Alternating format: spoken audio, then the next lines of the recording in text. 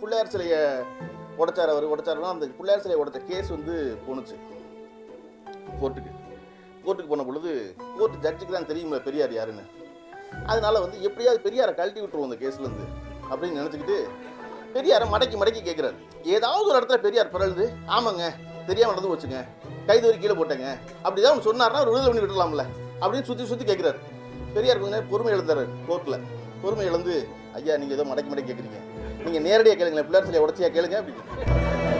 Judge வந்து பெரிய பிள்ளையார் சிலையை உடச்சிங்களா, ஆமாம் உடச்சா எனக்கு தண்டனை கொடுத்துருங்க.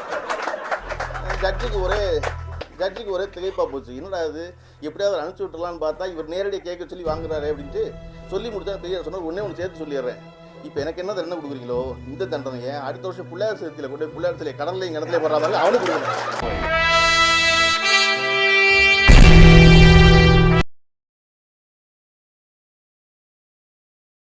Science behind celebrating Ganesh Chaturthi. Every year during Ganesh Chaturthi, millions of Ganesha idols are immersed in rivers and lakes, and there is a scientific explanation to this.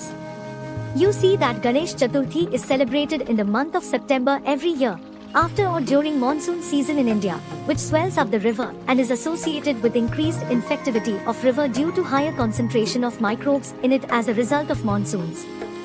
During immersion of the idol at the end of festival, medicinal flowers and leaves used for puja also gets immersed, which have antimicrobial and antiviral properties disinfecting the river. Some idols made up of turmeric play the same important role, whereas idols made up of clay dissolves in the water, forming a colloidal solution on riverbed which absorbs more water, increasing the groundwater level and decreasing significant amount of water being washed off into the sea. Since now you know the science, next time please bring a clay idol and if possible, immerse it in the river. जिस धूमधाम और सावधानी से हम हमारे बप्पा को अपने घर लाते हैं, तो उसी सावधानी से उन्हें वापस अपने घर क्यों नहीं भेजते?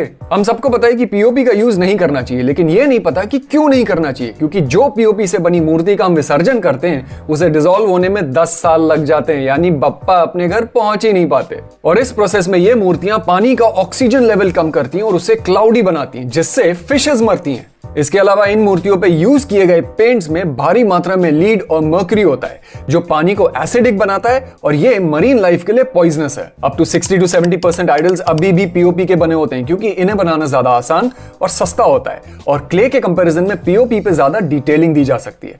इसीलिए काफी कंज्यूमर्स अभी भी पीओपी प्रेफर करते हैं। और तो और काफी इको फ्रेंडली क्ले आइडल्स असली में होते पीओपी के और उनपे खाली क्ले की एक लेयरिंग दी जाती है। इसीलिए गवर्नमेंट और कोर्ट ऑर्डर्स के बाद भी पीओपी मूर्तियों का यूज बंद नहीं हो रहा। तो चलिए इस साल गणपति से यह प्रार्थना करते हैं कि हम कुछ भी करें पर उनके नाम पे पोल्यूशन ना करें।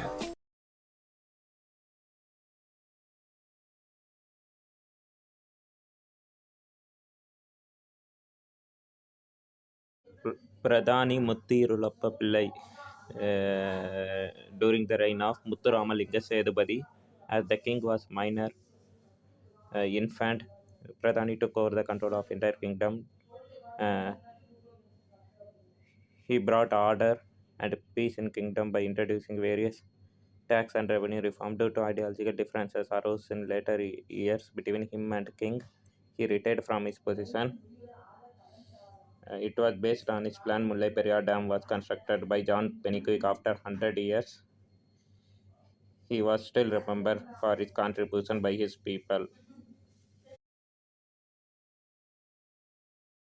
இவங்க என்ன சொல்றாங்க, இடுக்கில இருந்து நாங்க வந்து கொடுக்குறோம் அப்படிங்கிறாங்க. கொடுக்கவே முடியாது. நிறைய பேருக்கு அது புரிய மாட்டேங்குது. சரி, அவங்க டேம்ல இருந்து கொடுக்குறேன் தானே சொல்றாங்கன்ட்டு. ஏன் கொடுக்க முடியாது அப்படின்னா, இது வந்து எப்படின்னா, இந்த மலை இப்படி இந்த பக்கம் 3 டைமென்ஷன்ல யோசிங்க. மலை இப்படி இருக்கு, இங்க வந்து முல்லை பெரியார் டேம் இருக்கு. இந்த முல்லை பெரியார் டேமுக்கும் தமிழ்நாடு கீழே இருக்கு, இந்த பக்கம் கேரளா அந்த பக்கம் இருக்கு. இந்த நடுவுல ஒரு மலை இருக்கா, இங்க டேம் இருக்கா, இந்த ஆறை இங்க தடுத்து இங்க உள்ள ஒரு டனல் கட்டுறாங்க. ஒரு இந்த மலைக்கு உள்ள ஒரு ஓட்டை போட்டு டனல் கட்டி அங்க இருந்து வந்து தண்ணியை கொடுக்குறாங்க. இப்ப இந்த டனல்லாம் இன்னைக்கு இருக்கிற இதுல எல்லாம் நம்மளால கட்டவே முடியாது, ரொம்ப கஷ்டம். அப்ப அந்த காலகட்டத்தில் ரொம்ப ஹியூமன் ஒர்க் ஃபோர்ஸை போட்டு பெரிய அளவில் வெள்ளக்காரன் வந்து போட்டு கட்டி கொடுத்துரு. அன்னைக்கு இருக்கிற லேபர்லாம் இன்னைக்கு கிடைக்க மாட்டாங்க. இன்னைக்கெல்லாம் வந்து நீங்க மக்கள் அடிமை மாதிரிலாம் வேலை பார்க்க முடியாது. அன்னைக்கு மக்கள் இந்த மண்ணை வந்து மொட்டை அடிச்சுட்டு உட்காந்துருக்காங்க. இங்க இருந்து கேரளாவுக்கு பாத்தீங்கன்னா கனிம வளங்கள்ல இருந்து, மண்ணுல இருந்து, கல்லுல இருந்து அவ்வளோத்தையும் கொடுத்து விட்டுறது. திருப்பி தமிழ்நாட்டுக்கு என்ன வருது? குப்பை வருது. அதுவும் ஹசார்டஸ், அந்த பயோமெடிக்கல் வேஸ்ட், அதெல்லாம் வந்து ஹைலி வந்து இன்ஃபெக்ஷன் ஆகக்கூடிய ஐட்டம்ஸ் அதெல்லாமே. அங்க வந்து பாத்தீங்கன்னா அங்க குளம் குட்டை அந்த ஏரி இதுல கொண்டு வந்து போட்டுட்டு போயிடுறாங்க. அப்ப அந்த ஏரி தண்ணி குளத்து தண்ணியை தான் போய் அங்க இருக்க பசுமாடு அதெல்லாம் அதான் குடிக்குது.